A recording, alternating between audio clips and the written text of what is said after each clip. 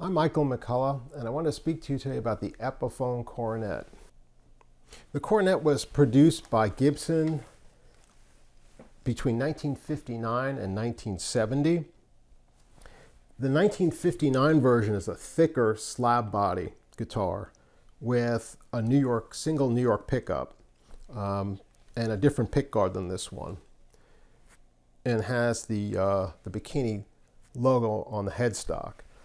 That was the 59 version. In 1960, which this guitar is, it turns in the bevel on the guitar itself is different, and it's a thinner slab.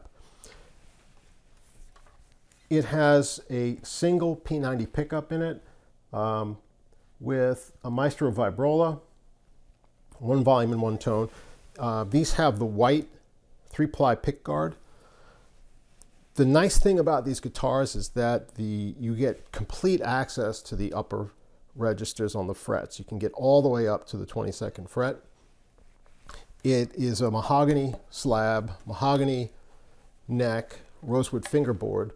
It has the Clouson strip tuners on it and a silkscreen Epiphone logo. This is a shorter headstock, as you'll see on Epiphone up until 1962 or 3.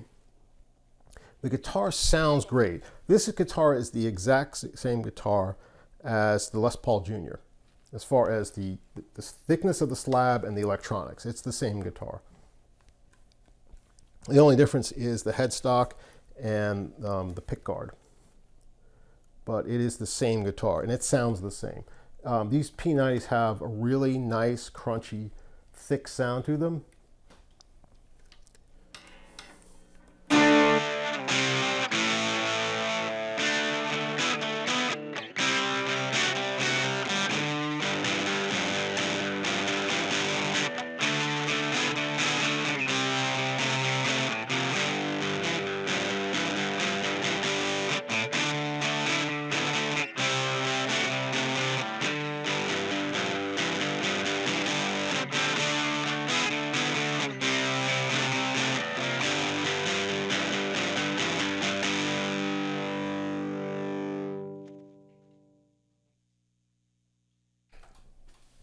The neck on this guitar is typical of Gibson. This is a 1960. It's pretty thin. The Gibson necks in 60 and 61 tend to be thin. Epiphone generally follows Gibson. So when Gibson made these guitars, they're basically the same profile on the neck. The nut width is 1 11/16, just like all Gibson models. And this is really fun guitar to play. It's like playing a junior.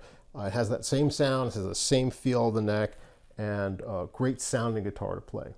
I have one other example here, is from 1964. What happens in 1963 is the symmetrical shape of the body changes. Now the horns are asymmetric, whereas on the earlier 60, 61, 62, there's a symmetrical horn. This horn is shorter, so it's asymmetrical. Same pickguard, 3-ply pickguard, but they tend in 1962 and 3 to have the Epiphone logo, whereas the 60 and 61 sometimes doesn't. The other thing that changes is it has the same P90 pickup, but there's a metal cover instead of a black cover, and the wraparound tailpiece. One volume and one tone. Same great access to the upper register on the neck.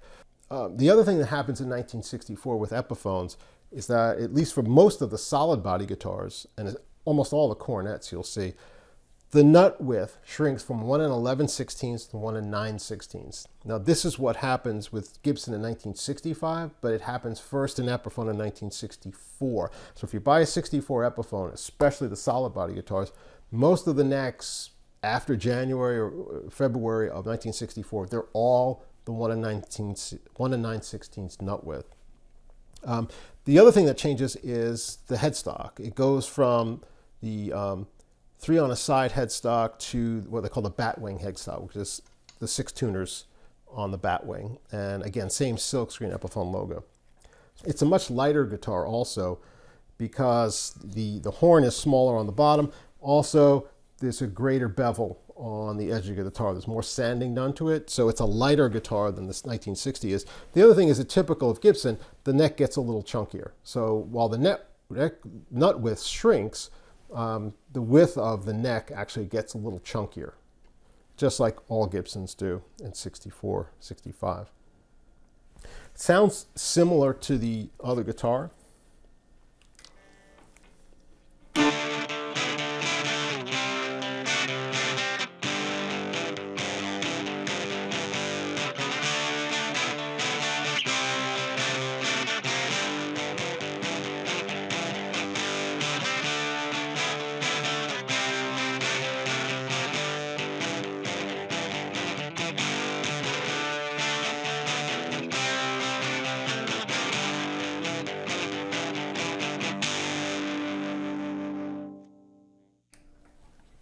They're fun guitars to play. They have a great sound to them, and depending on the nut width you like, the thickness of the carve on the neck, they're fun guitars to play. They're great sounding, and they're pretty economical. As far as the vintage guitar market, the Coronets, they're a lot cheaper than the Gibson models that are comparable. And they have the same great sound, same great electronics you'll see on the Gibson guitars. So they're fun guitars to play, great values in the market, and I think you might enjoy them. So thanks for listening.